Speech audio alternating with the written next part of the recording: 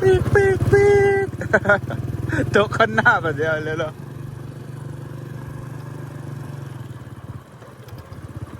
โอ้ยเอาเหยียบมาโอ้เป็นขาดให้หน้าหน่อยถาเฮาแหละนี่หน้าคนอื่นเราลืมไปคักหลายขับรถสวนกันอีกแล้วนี่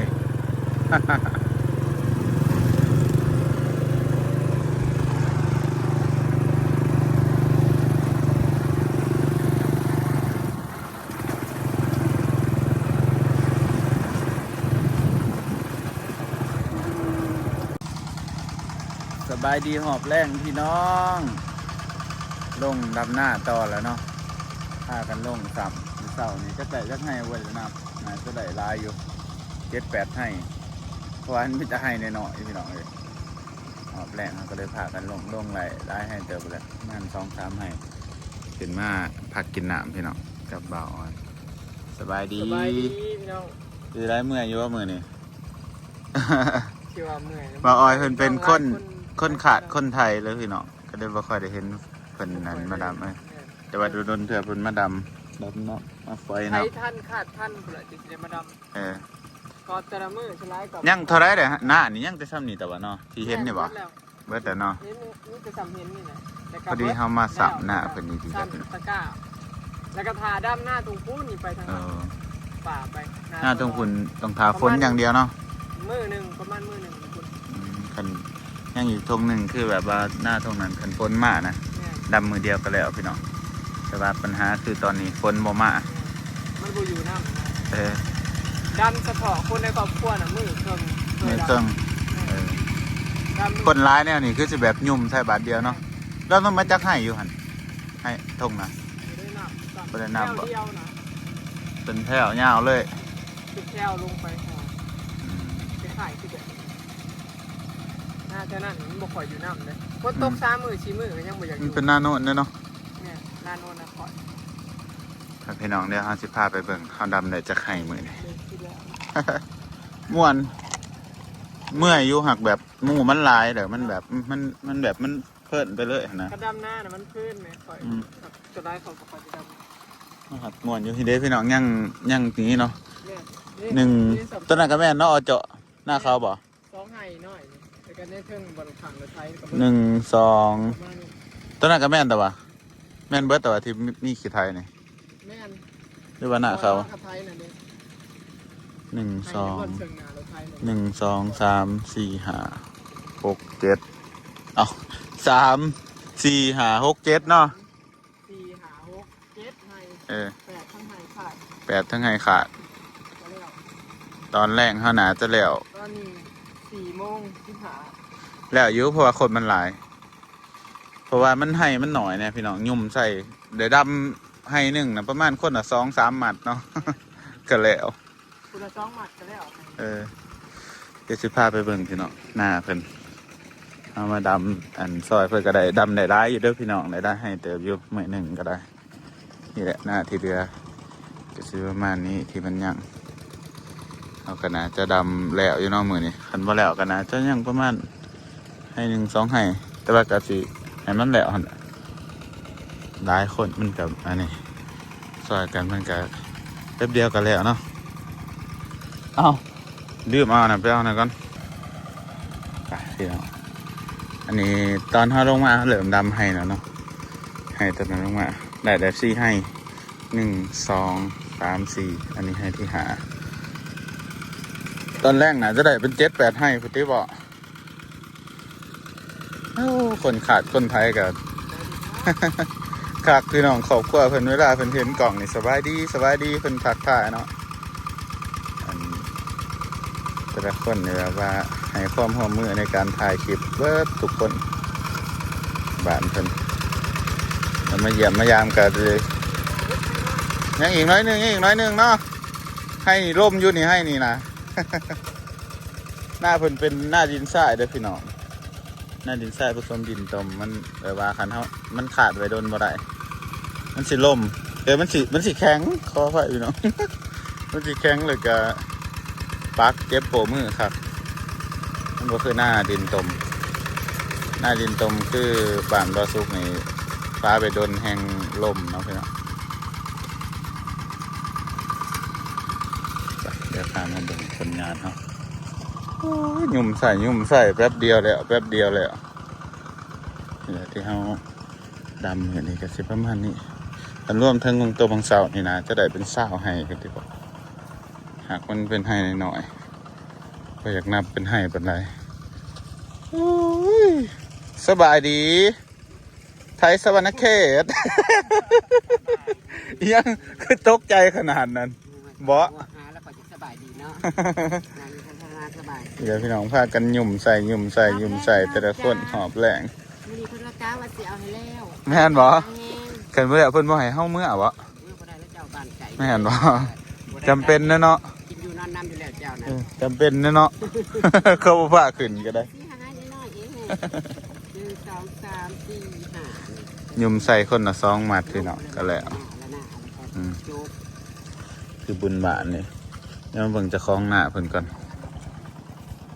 ไว้ในเต้เขาดำอันนั้นทมจะได้หันก็ค้างจะไหวเลย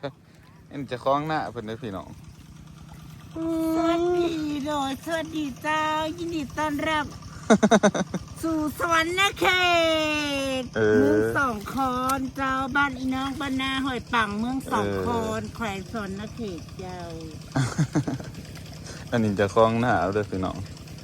ถ้ามาดำซอยเพิ่นหน้าเพิ่นก็แก่ แล้วพี่น้องเอ้ย แก่ แต่ ครับ โน้นนี่แหละจ้า แล้วจุดนี้ก็คือว่าเบิดเด้อเนาะยังแต่ตะกะเนาะบัดนี้เนาะ แล้วอีทองผู้ใดจะคือเอาแน่นี่ เดี๋ยวอีกทงจะได้มันบ่มีน้ำ สิบตกบอกบ่แรง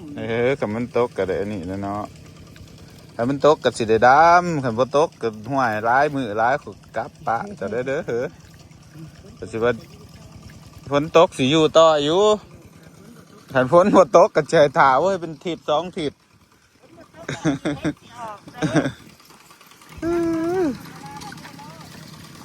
อยู่โลดกินน้ำนอนน้ำเนาะสบาย คิดหน้าอุลาซ้ำซ้อกหัวไปนอกมันเอาหำไปน้ำ เอ้า มันไปมันบ่ได้ไปแต่หำมันเอาคอยไปน้ำแล้วฉันจะเชิงอะไร สากกระเบือหั่นเด้ สากกระเบืออยู่ในกี่ไฟฮะ มันบ่จะเกี้ยงยันเสียงมันต่ ยันเสียงมันต่ ใส่ชุดลาตายมามันฮ้อนไปนอกออกฮ้อนวุดไม่เบิด ำ2คนโอ้ย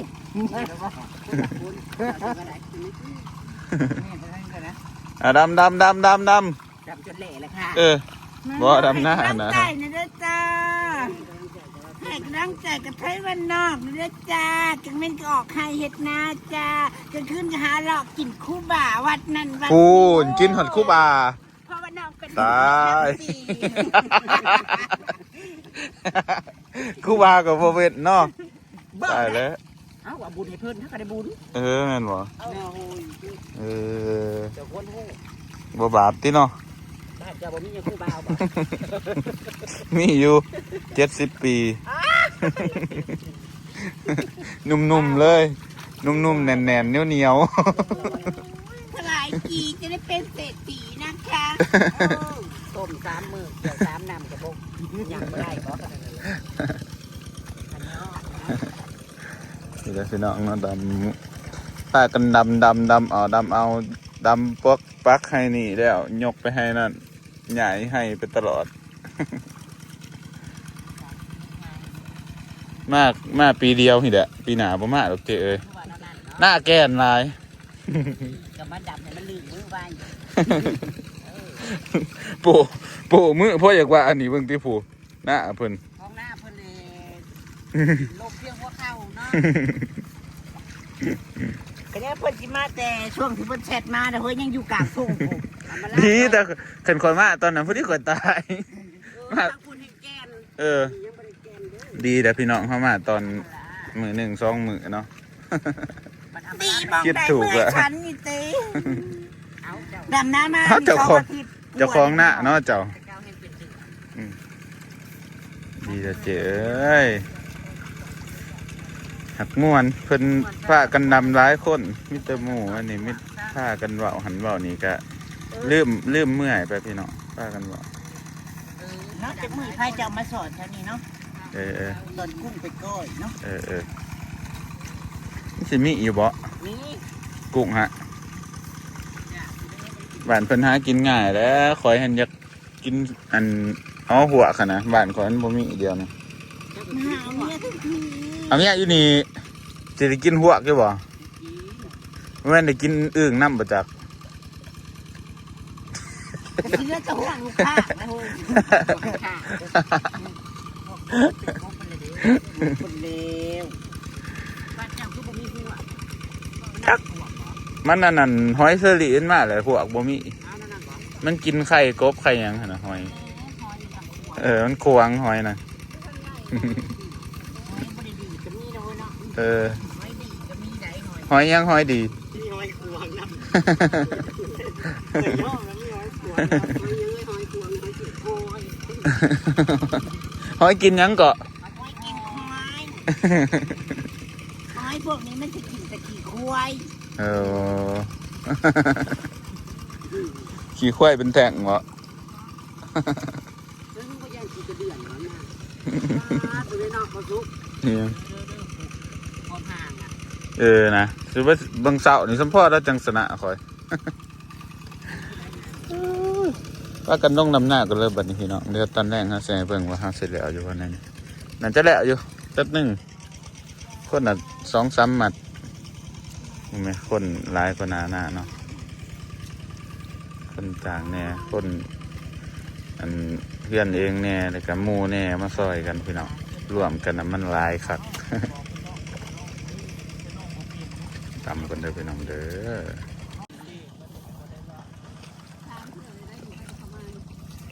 แล้วให้ต่อไปเลยพี่น้องยังอีก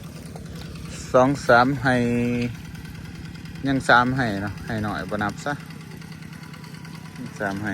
อันนี้คนละหนาให้ละหนาต่อคนหนึ่ง ชุดคนละหนาก็พอดีเลยเนาะนี่บ่สุดๆเลยนี่ที่เดียวกับคนละหนาอีหยังเกาะ ไม่ใช่เป็นลูกโตก็ได้ข้าวเมื่อยังลูกเต้าเด้าดากก็บ่ได้มี มันจะคุ้ม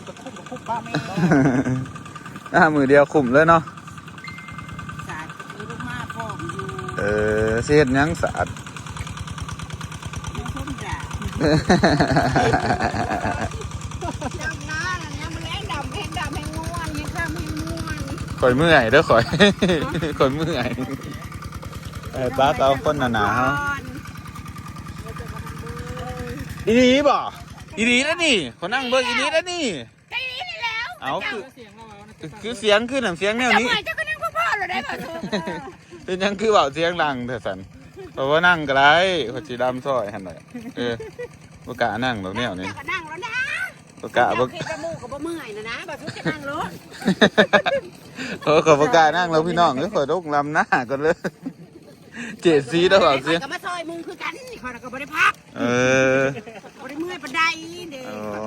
หากใครนั่งพักอยู่วะนี่ มันก็มาหามื้อนึงนะเจ้าเขาก็มาเจ้านางพักรถเจ้าเขาก็มามื้อนี้เจ้าก็นั่งอยู่เด้ โอ้นั่งรถบ่เป็นหยังดอก บ่เป็นหยังอีดีสบ่ เขาเล่นได้กินที่ดอกบ่แล้ว โอ้ยเบาซะข่อยบ่กล้านั่งหรอกพี่น้องแนวนี้เอ้ยเป็นเบาเสียงดังหลายขยะ เขาเรือเขาแห้งนะแม่โอ้ยได้ก็มาซอยแล้วเขาเหงือกแห้งค่ำกระอดเอามื้อนี้มื้อเดียวเนาะ ขอเหือขอแห้งอีกละ บ่ต้องมาแม่ละหน่อยให้น้องจำเองก็ได้หรอกเอ้ยจะได้ขอบมกขอบใจนี่แหละหมู่พวกมาซอยร้ายมือแลนี่จะทำขอบใจนี่แล้ว เป็นตาอีตนนะได้พี่น้องเจ๋อมาละขอสิดำซอยหรอก ว่าซะแต่เป็นตาอีตนแนวนี้บกะน่าสงสารไอ้นี่เห็นแนวนี้บกะเมื่อเลยเนี่ยสีดำซอยจนแล้วหรอขึ้นว่าก็ได้ คนหนาพี่น้องแต่เดี๋ยวหาเสียหายเบิ่งพี่น้องกลายเป็นขั้นตอนไปซะก็สิแล้วอายุเหมือนนี้นะจะได้อายุแล้วคนหนาตะเวนยังสูงอยู่ผู้ตะเวนอยู่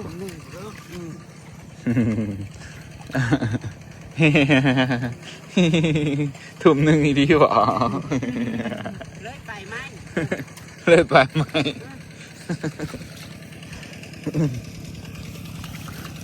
พอแล้วว่าไล่ก็ยังโอ้ยแล้วพี่น้องคอยนั่งเด้อบัดนี้เด้อหน้าคอยเบิดแหละ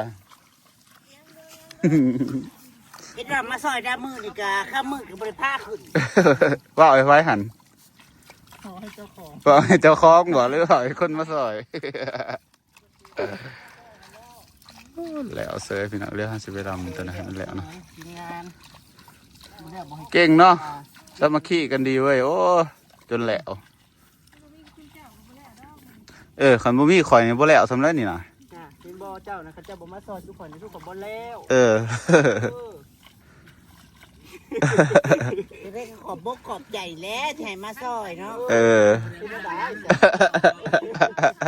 จังได้กับมันเกี่ยวอีก ดำแล้วเราก็จะรู้มาเกี่ยวไร ตะหน่ายเฮ้ยสร้างภาระให้ตัวเองเลย คือบ่บอกว่า ขายต่อ คันให้คล้ายก็สิมาอยู่พอมาเกี่ยวพอมาดำอยู่คันให้คล้ายนะ ขายเข่าบ่พ่อใส่ขายที่ไปโลด ไปใหญ่ใหม่บัดนี้พี่น้อง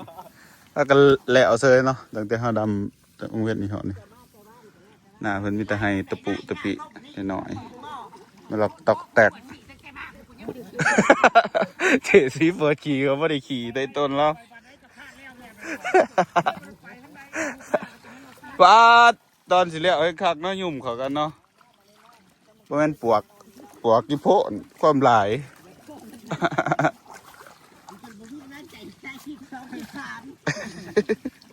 เต็มเลยให้หน้าตัวนี้พี่น้องไปสิยืนให้กำลังใจหรอก ไม่ได้ให้มันเหลือมันยังดอกห้าจะให้ปังผูคาดนะคาดแล้วคาดอีก โอ้ยจักเถื่อเนาะ ไม่ได้ขึ้นแล้วอันนี้มันคาดอีกแล้ว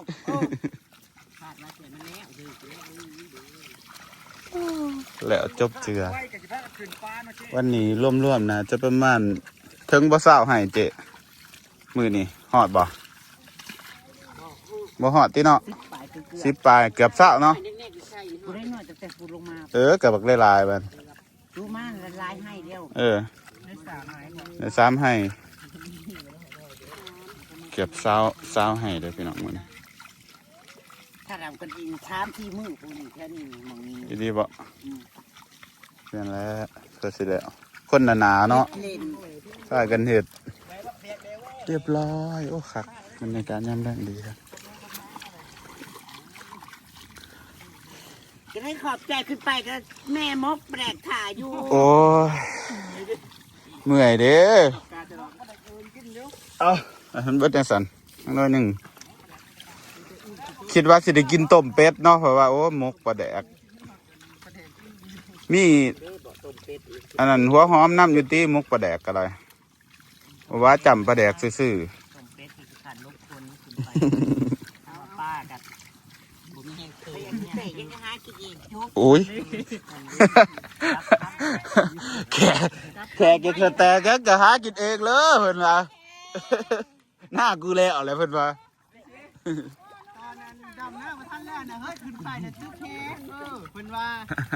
กินป่าได้ โอ้ยบริหารยากป่ามันบอก เนาะ เอ้า ดำหน้าแล้วเขาจะกินนั่นก็กินรถ เอ้าเฮ็ดหยังกันน่ะ อาการก็พูดปวดแอวมันต้องเรียกแล้วบ่ ถ้าจะหาปลาให้กินต้นแค่ก็บ่ได้เป็น เอาลองแบบทาหยั่วผัวเบิ่งว่าหยั่วจังไดเวลาแบบอ้อย เจ็บปะ มันเป็นห่านคอเหยาว ตัวให้ดูนี่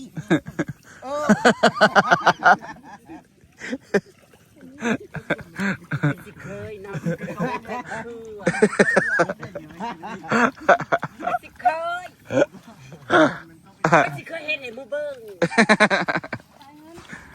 โอ้ยว่าเบิดมือนี่ จะกระดำก้อนมูนะเนาะ จะได้ขอบใจพี่น้องป้องปาย แล้วเด้อพี่น้องเด้อยังมืออื่นซ้ำตะกะ บ่แล้วนะบ่ต้องมา ตะกะยังจะให้กว่ามืออื่น ผมบ่ต้องมาก็ได้ตา พกตาบ่ 3-4 ตาผู้ใดตะการ แป๊บเดียวตะกะนะให้นิดหน่อยนี่เห็น ป้าจักโมงอันนี้ตะเวนน่ะกูเป็นไปไหมอันนี้นะให้ตึกแฮปเป็นเฮ้ย คอย อย่ามากินโน่นกินนี่นั่นนะ มาสิตึกให้มาหัดแตกบ่แตกบ่หูคือกัน ปลาใต้คืนกันอยากกิ กระ น เทศ ปลา มันก็แตกอยู่สั้นแหละขั้นบ้านห้ามปลาเสี่ยวมันอยู่ แตกอยู่ สบายดีพี่ เอ น้ อ อง อันเดี๋ยวเราสิไปตึกให้อยู่ฮะไป ตึกบันไดถ่ายคลิปน้ำ ไป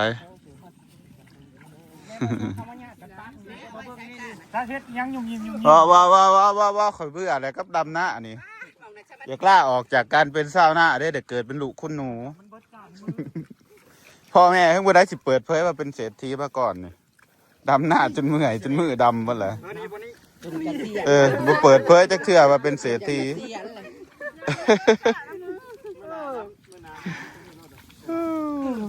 เอาเป็นว่าสิบ่แล้ว แล้ว เมื่อยไหมบ่าวออย บ่เมื่อย ไม่เมื่อยเลย หลายคน ธรรมดาพอดีม่วนเนาะซ้ำนี่เนาะปัวแต่เสาหอดแรงพี่น้องมื้อนี้ปกติดำหน้าสิมีแต่คนบูดๆหัดเพิ่นอยากเบิดแห้งตอนช่วงสุดท้ายเนาะพอแล้ววันนี้โอ้เสียงเสือขึ้นมาเต็มพี่น้องเดี๋ยวเฮาพากันขึ้นกันเนาะก็สรุปหน้าให้นี่มื้อนี้นะจะได้ประมาณ10กว่าให้เกือบ20ถึงอาจจะประมาณ17 18ให้รวมเด้อไปเจอกันใหม่คลิปหน้านะท่านผู้ชมบ๊ายบาย